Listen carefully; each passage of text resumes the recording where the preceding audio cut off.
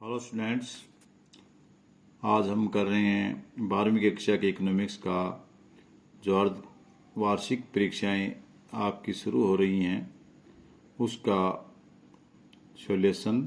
हम आज numerical question करेंगे, छोटे क्वेश्चन करेंगे, सभी प्रश्नों का हल करेंगे और देखते हैं।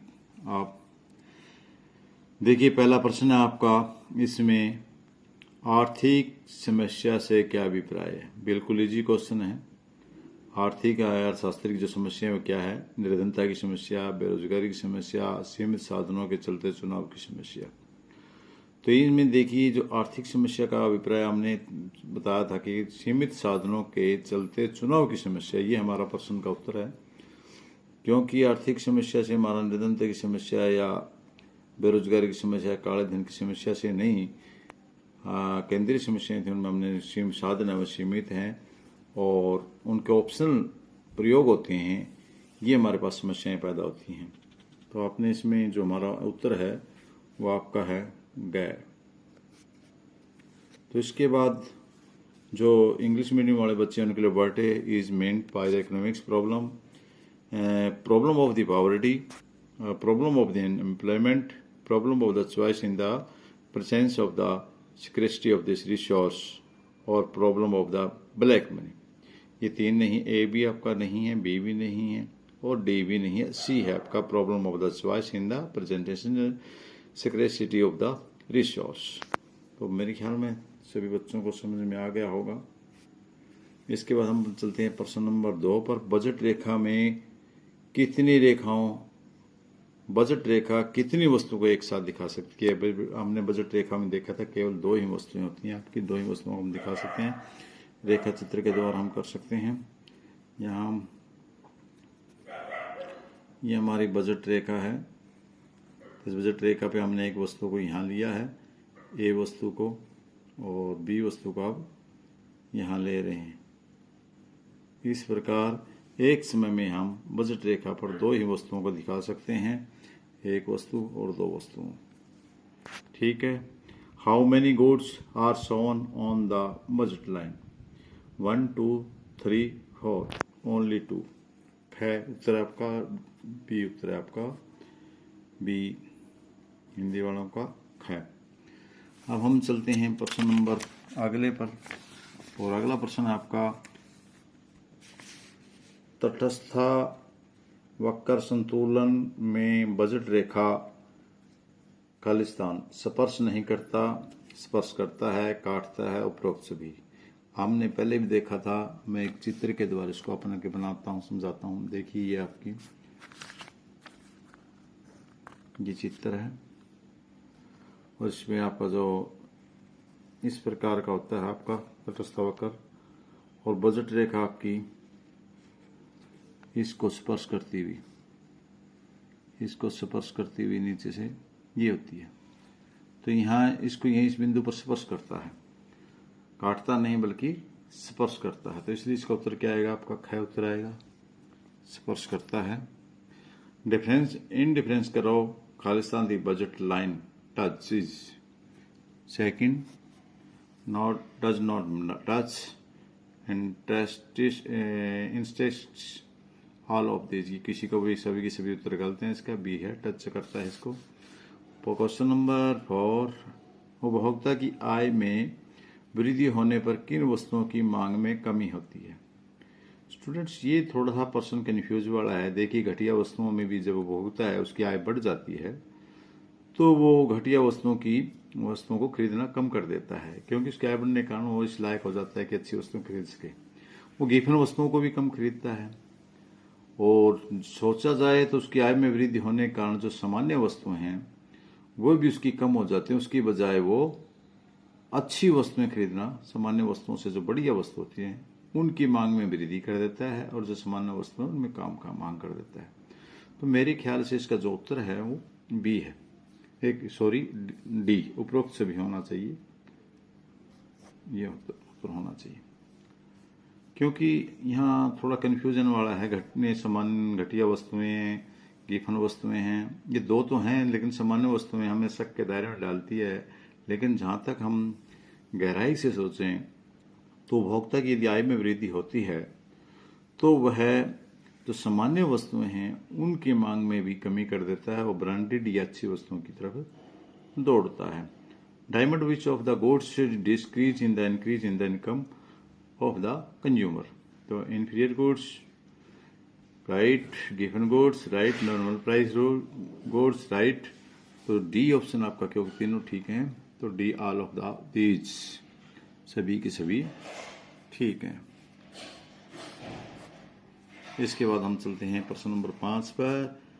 मांग का नियम सामान्यतः वस्तु की कीमत और वस्तु की मांग के बीच के संबंध को व्याख्या करता है। बिल्कुल आसान सा है। मांग और कीमत में हमेशा ऋणात्मक संबंध होता है। ये तो सभी बच्चों को होता है, हमने मांग के चैप्टर में इसको पढ़ा था। इंग्लिश में है ये, how does the law of the demand explanation normally relationship between price of A commodity and it's demand. तो ये आपका नेगेटिव होता है, ऋणात्मक होता है। इसके बाद आप प्रश्न नंबर 6 पर चलेंगे। प्रश्न नंबर 6 है, अल्पकाल में शिथिल परिवर्तित साधनों के बीच मांग का अनुपात कैसा होता है। देखिए, हमारे जो स्टूडेंट्स काल की 3 परिस्थितियां होती हैं, एक अति अल्पकाल, एक अल्पकाल, एक दीर्घकाल। अति अल्पकाल में सभी साधन शिथिल होते हैं, उनमें परिवर्तन करना मुश्किल होता है, परिवर्तन नहीं हो सकता। और जो दीर्घकाल उसमें सारे के सारे साधन परिवर्तनशील होते हैं।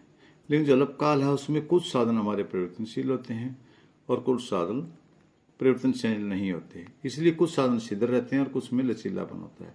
तो जहां तक मेरा विचार है वो हमारा गए उत्तर रहेगा, क्योंकि शिथिल रॉन्ग है, लचीला भी गलत है और शिथिल ये हमारा उत्तर ठीक रहेगा।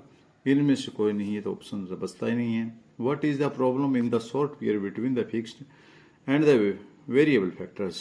Fixed, flexible और fixed and flexible, non-flexible। तो ये बीच की स्थिति है। तो बीच ना ही तो अल्पकाल है और ना ही दीर्घकाल है। अल्पकाल अति अल्पकाल नहीं है, दीर्घकाल भी नहीं है, अल्पकाल है। इसलिए कुछ साधन शिथिल रहेंगे, कुछ लचीले, कुछ में फ्लेक्सिबिलिटी होगी। तो मेरे ख्याल में इसका उत्तर आपका सी रहेगा। जब सीमांत उत्पादन शून्य होता है तो कुल उत्पादन क्या होगा। बिल्कुल इजी है। कल ही की क्लास में, लास्ट क्लास में दोहराई कराते समय मैंने आपको ये बताया था कि जब सीमांत उत्पादन शून्य होता है तो अधिकतम होता है, या कुल उत्पादन जब अधिकतम होता है तो सीमांत उत्पादन शून्य होता है। When the marginal production is zero, what is will be total production. Total production अधिकतम होता है, मैक्सिमम होता है। तो जब मैक्सिमम है तब ये जीरो आता है। सीमांत उत्पादन है या हमारा मार्जिनल प्रोडक्शन है वो जीरो होता है जब हमारा कुल उत्पादन अधिकतम होता है। तो मेरे ख्याल में ये तो आराम से समझ में आ गया होगा। प्रश्न नंबर 8 है, पूर्ण प्रतियोगिता में भ्रम कब संतुलन होता है। ये भी बहुत ही ईजी है, क्योंकि ये हमारा कब होता है जब एम आर और एम सी बराबर होते हैं। मार्जिनल कॉस्ट और मार्जिनल रेवेन्यू जब बराबर होते हैं। तो हमारा ये ऑप्शन कौन से में देखेंगे, हमारा ए का क्या ऑप्शन हमारा है। बाकी में इसमें ये रॉन्ग क्यों है, क्योंकि एम सी टी आ रहा है, यहाँ एम आर होना चाहिए था। इसमें एम सी है तो इसमें टी सी आ गया, ये भी गलत है। इसमें ए सी और ए आ रहा है, इसलिए ये भी गलत है। क्योंकि और एम सी और एम आर ये वाला हमारा ठीक है। When is the equilibrium of the firm is the perfect competition, M R बराबर एम सी बराबर M R is the right answer. And B option wrong, C wrong and D wrong. कौन सी विशेषता एक अधिकारी प्रतियोगिता से संबंध है। बिल्कुल मैंने आपको पहले बताया था, जो एक अधिकारी प्रतियोगिता उसमें वस्तु भेद होता है और जो ए मोनोपोली होती है उसमें एक मोनोपोली में एक विक्रेता होता है। वस्तु भेद की जो विशेषता है वो सिर्फ एक अधिकारी में होती है उनकी, क्योंकि हर वस्तु किसी न किसी ब्रांड या किसी न किसी विषय किसी न किसी प्रकार से एक वस्तु दूसरे की वस्तु से अलग होती है। Which is the characteristic feature of the monopolistic competition. Single, homeopathic production different और barriers to entries and the exit of the firm. नहीं, इसकी विशेषता जो है वस्तु भेद है, प्रोडक्ट डिफरेंशिएशन, सी है इसका ऑप्शन। हम आगे चलते हैं क्वेश्चन नंबर 10 पे। यदि वस्तु की 18% कीमत बढ़ने से पूर्ति 27% बढ़ जाए तो मांग की लॉस क्या होगी। देखिए यहाँ निकालने हैं, हम निकाल लें, इसका अंतर निकाल सकते हैं। हमारे ऊपर क्या होता है, पूर्ति ऊपर आएगी हमारी 27%, तो 27/18 पूर्ति बटे मात्रा 9 तिया 27 और 9 दूनी 18, तो ये आपका क्या 3/2, इसको मिले 1.5 आ गया। आपका 1.5 देखें तो उत्तर कहाँ है, ये आपका पहला ही ऑप्शन है, तो ये हमारा ठीक है।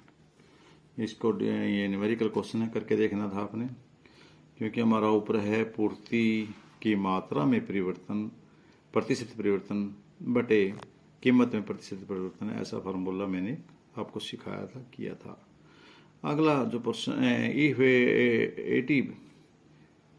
18% rise in the price causes 27% increase in the supply, what will be to be the classification of the supply?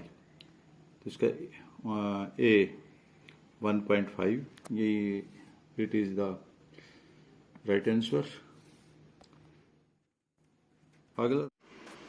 आगे छात्रों हम कर रहे हैं 11 से 15% प्रश्न का उत्तर है, हमने 1 या 2 शब्दों में देने हैं, और ये प्रश्न आपके एक नंबर के रहेंगे। जो 11वां प्रश्न होगा आपका, यदि उपभोक्ता की आय में वृद्धि होने पर किसी वस्तु की मांग में कोई परिवर्तन न आया तो वह किस प्रकार की वस्तु होगी। तो आपको पता है कि वेरी नेसेसिटी होगी, बहुत इंपॉर्टेंट वस्तु होगी, तो वेरी नेसेसरी होगी या वेरी नेसेसरी गुड्स, अति आवश्यक वस्तुएं, ऐसी वस्तुओं को हम अति आवश्यक वस्तुएं कहेंगे।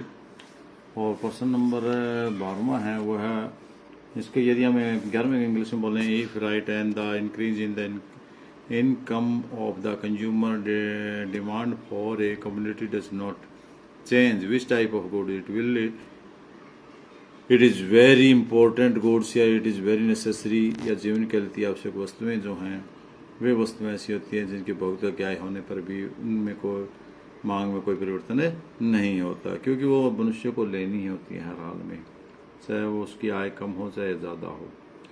दूध जैसे खाना पीने की वस्तुएं हैं या दवाई हैं वे।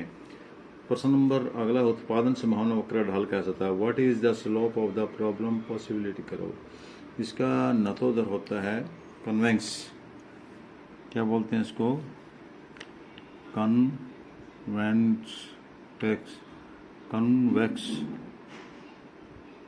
कन्वेक्स या नतोदर। ये मैंने आपको कराया था उत्पादन संभावना वक्र कराते समय, ये इस प्रकार का होता है इसका ढाल, आपको करवाया था जिस समय हमने प्रश्न किया था। तो इस ओ की तरफ ये नतोदर होता है, तो इसके लिए हम इसको क्या कहेंगे, इस प्रकार का जो ढाल है इस ढाल को कहेंगे नतोदर, कन्वेक्स। कनकव होता है, कनकव होता है,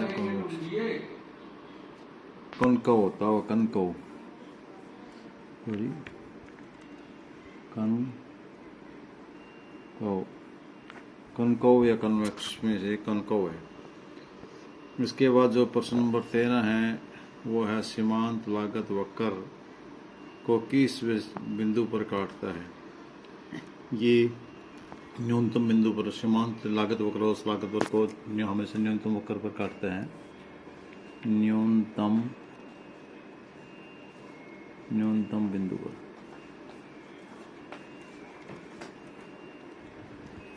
मैं इसको आपको, जैसे कि ये आपका रेखा चित्र कर समझा देते हैं, ये आपका AC है, उसका न्यूनतम बिंदु ये है, तो इसका इस न्यूनतम बिंदु में से होकर के ये MC इसके न्यूनतम बिंदु में से होकर के इसको काटता है। तो यहाँ इसका जो AC वक्र था, ये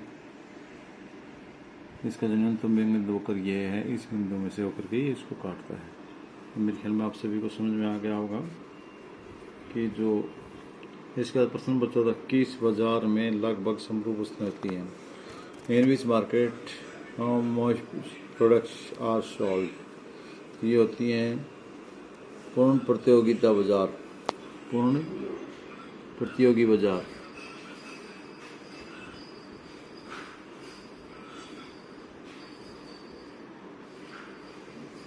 perfect competition,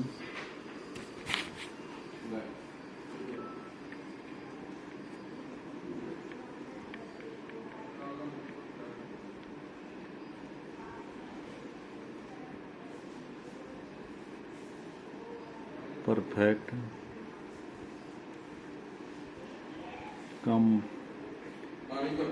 competition, perfect competition.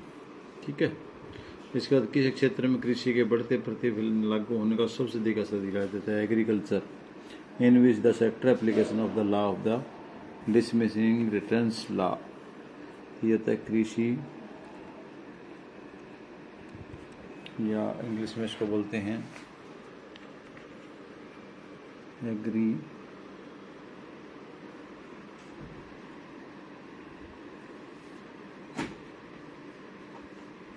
Agriculture. ठीक है। तो इसके बाद हम अगले प्रश्न पर चलते हैं। अगला प्रश्न है आपका, उत्पादन करना है कितनी मात्रा में करना है? तो आपको पता है कि हमारी केंद्रीय समस्याएं 3 हैं। पहली समस्या उत्पादन क्या और कितना, दूसरा कैसे, और तीसरा है फिर किसके लिए। हमने आपको पढ़ाया था कि व्हाट, हाउ मच, ये हमारी पहली प्रॉब्लम होती है, और दूसरी प्रॉब्लम हमारी थी हाउ, वाई, और तीसरी है फॉर होम। तो यहाँ हम पहली समस्या की बात है कि उत्पादन किस वस्तु को करना है और कितना करना है। तो मान लिया हमें जूतों का निर्माण करना है, तो वो जूते सबसे पहले ये डिसाइड करना जूते करने हैं, किताब करने हैं, किस चीज़ का निर्माण करना है। यदि हमने इस समस्या का हल कर लिया तो दूसरी समस्या हमारी ये है कि उसको हमने कितनी मात्रा में करना है। 500 करने हैं, 600 करना है, जितने भी आपको जो उत्पादन किया है उसको कितनी संख्या करनी है, या मात्रा करनी, किलोग्राम में करना है, लीटर में करना है। ये सारी बातें पहले समस्या में आएंगी। दूसरा आपका औसत और सीमांत मांगों में कोई दो लाभ, state in the two relation between the average and the marginal revenue. ये आपको मैंने चित्र करके भी बताया था कि औसत आगम और सीमांत आगम है, ये कि दोनों के दोनों कुल आगम से निकाले जाते हैं। पहला तो ये इनका आपसी संबंध है। दूसरा, जब औसत आगम बढ़ता है तो सीमांत आगम भी बढ़ता है, लेकिन जब औसत आगम आपका अधिकतम बिंदु पर होता है तो सीमांत आगम इसको काट करके इससे पहले गिर जाता है और तेज गति से, औसत आगम से तेज गति से गिरता है। तो इस प्रकार दो संबंध हो गए हैं। आप डायग्राम के जरिए भी दिखाना चाहें तो आप दिखा सकते हैं, वरना कोई ज़रूरत नहीं है। इसके बाद हमारा प्रश्न नंबर 18, यदि आलू की कीमत 11 रुपये है तो आलू की मांग 120 किलोग्राम और कीमत में 10 कमी तो 100 किलो रह जाती है। यहाँ देखिए हमारे पास 17 जो आलू की P1 है हमारा वो 11 है। P1 कितने हैं? 11 है। आपने देख लिया P1 हमारा 11 है और Q1 हमारा 120 है। लेकिन यह एक थोड़ी समस्या है कि 10% कीमत होगी, तो यानी 10% मतलब 100 पर हमारी कीमत हुई 10 रुपये। कितनी हुई? 100 पर 10, 1 पर 10/100 और 11 पर 10/100 गुणा में 11 से डिवाइड करें 11/10 यानी 1.1। ये हमारी वृद्धि हुई। तो हमारा P1 क्या है? ये तो वृद्धि होगी ना। तो P हमारा था P कितना था हमारा? 11। तो P1 आया 11 प्लस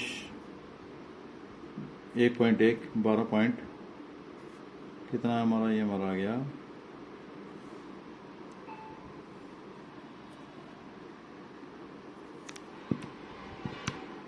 12.1 आ गया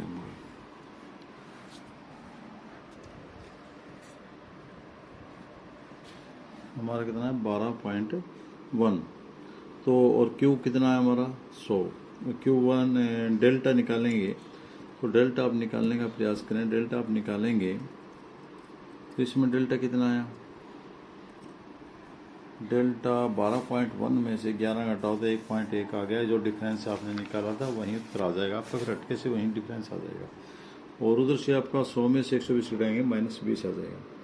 इसके बाद यदि आप इलास्टिसिटी ऑफ डिमांड निकालेंगे तो -1 तो आपने लगाने इसके बाद P/Q मल्टीप्लाई डेल्टा Q बटे डेल्टा P, या हम कह सकते हैं इसका मान रखने पर P हमारे पास कितना 11 था, हमने 11 मान रख लिया, और हमारे पास Q कितना 120 था, हमने 120 मान रख लिया। डेल्टा Q हमारे पास कितना -20 था, हमने -20 रख लिया। इसके बाद हमारा डेल्टा P तो हमारा 1.1 रख लिया। इसका मान डिवाइड किया हमने तो इसकी दशमलव तोड़ने पर हमारी इसकी 0 पर चलेगी, 200 हो गया, 11 से 11 कट गया, 0 से 0 कट गई, ये बच गया हमारे पास 20/6। 2 से काटा हमने, 5 दूनी 10 और 6 दूनी 12, 10/6 आ गया। इसको हमने डिवाइड करके देखा 1/6 आ गया, या आप कह सकते हैं 5/2 आ गया। तो 5 को 2 से भाग देंगे आप 1.6 आपका आंसर आएगा, जो कि इकाई से अधिक है। ठीक है, मेरे ख्याल से बच्चों के सवाल आ गया होगा। इसके बाद आप अगला क्वेश्चन आपका, मांग की इन वस्तुओं पर ये गिफन वस्तुओं पर लागू नहीं होता, क्योंकि गिफन वस्तुएं जब हम खरीदते हैं तो उन पर धनात्मक नियम लागू होता है, मांग का नियम लागू नहीं होता, क्योंकि जो जो हमारी कीमत बढ़ती है तो जो गिफन वस्तुएं होती हैं वे कम खरीदी जाती हैं, घटिया सत्र की जो वस्तुएं हैं। तो जैसे कि हमारा डालडा घी है, जो घी की कीमत बढ़ेगी तो हम डालडा घी की मात्रा को कम करते जाएंगे, और जो हमारी कीमत बढ़ेगी, जैसे घी की कीमत बढ़ेगी तो डालडा घी की कीमत ज़्यादा होगी, दूसरे घी की कीमत कम हो जाएगी।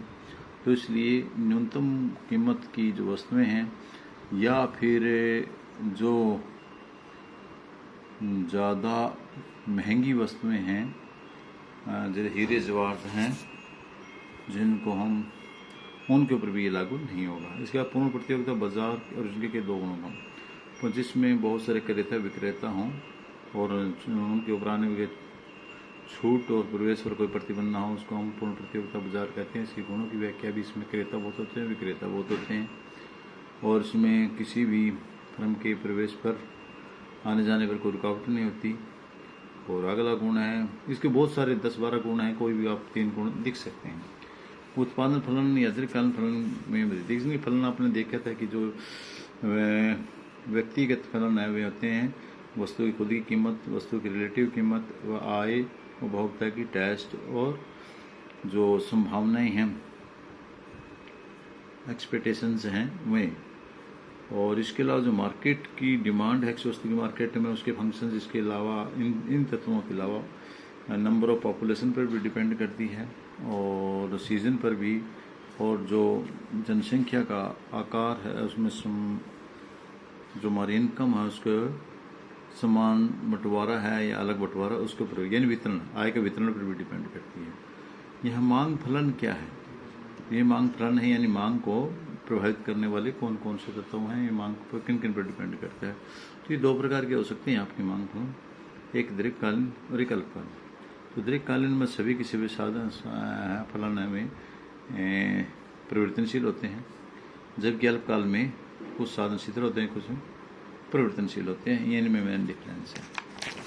इसके अलावा आपने अगला प्रश्न है, बड़ा इजी था, बहुत आसान है, 5 नंबर का, शायद प्रत्येक बच्चे ने कर लिया होगा इसको। यदि नहीं किया है तो एक बार मैं इसको आपको दिखा देता हूँ, इस प्रश्न को हल करके।